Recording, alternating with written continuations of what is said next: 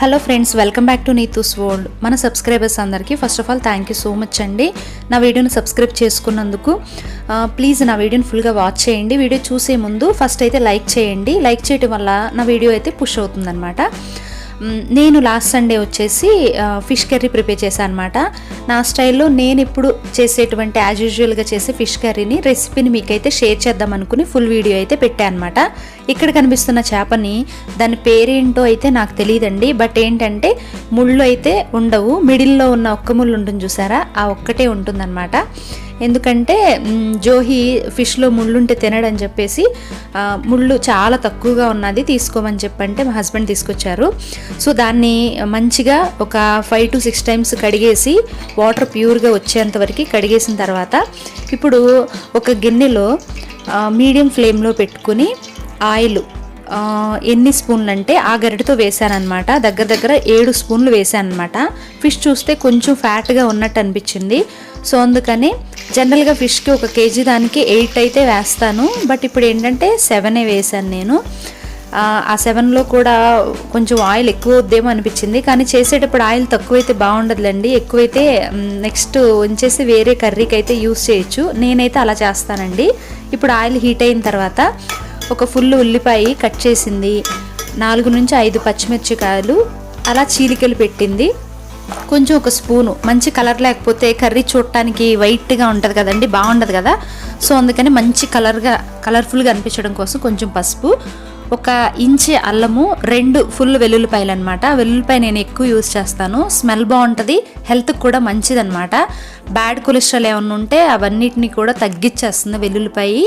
So అదంతా కూడా paste చేసుకుని అల్లం వెల్లుల్లి పేస్ట్ కూడా పచ్చి వాసన పోయేంత వరకు సిమ్లోనే పెట్టుకోండి. అప్పుడు కర్రీస్ ఏవైనా సిమ్లో పెడితే బాగుంటాయి, హై ఫ్లేమ్లో పెడితే మాడిపోతాయి అన్నమాట.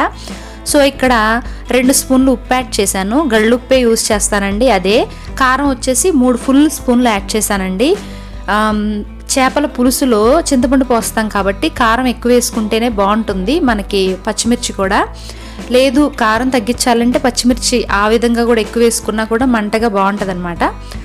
సో ఇప్పుడు ఉప్పు కారం అన్నీ లైట్గా ఒక 2 నిమిషాలు అయితే ఆయిల్లో వేగితే పచ్చివాసన పోతుందన్నమాట. సో అలా వేసాను. ఇప్పుడు కడిగి పక్కన పెట్టుకున్నాను చూసారా చేప ముక్కల్ని, అవన్నిటినీ కూడా ఈ కర్రీలో ట్రాన్స్ఫర్ చేసేసుకోవాలన్నమాట. నేను ఇలా చేశాను, మిమ్మల్ని ఇలాగే చేయాలి అని చెప్పి అనట్లేదు. నేను ఇలా చేశాను, నాకు కర్రీ అయితే బాగానే వచ్చిందండి.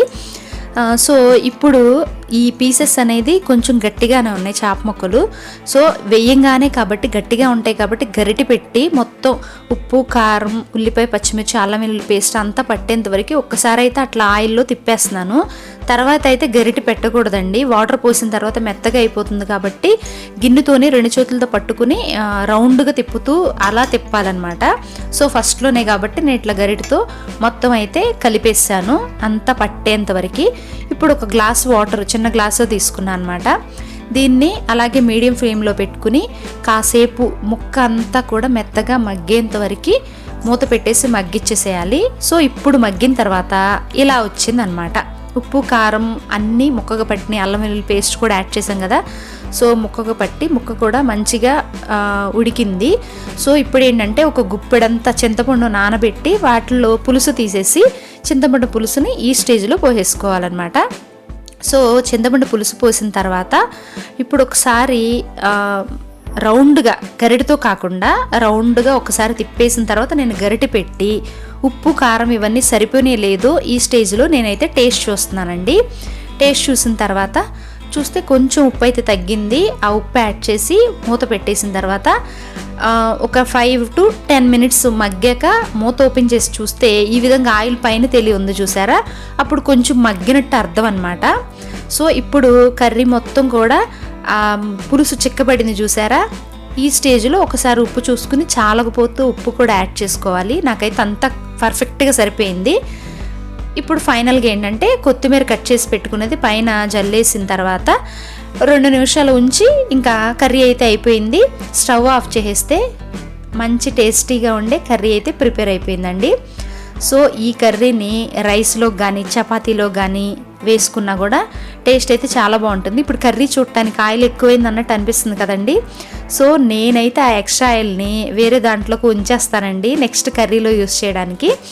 సో ఆయిల్ యాడ్ చేయకపోతే ఫిష్ కర్రీ అసలు టేస్ట్ బాగుండదండి. వేరొక గిన్నెలో అయితే ట్రాన్స్ఫర్ చేస్తున్నాను.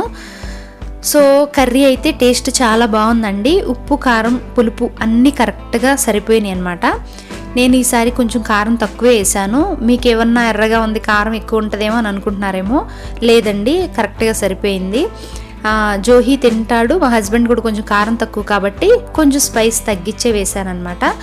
కర్రీ అయితే చాలా బాగుంది. ఈ ఫిష్ వచ్చేసి మేము ఇది ఫస్ట్ టైం తినడం అనుకుంటా. మీకు నచ్చినట్టయితే video like, comment, share and subscribe.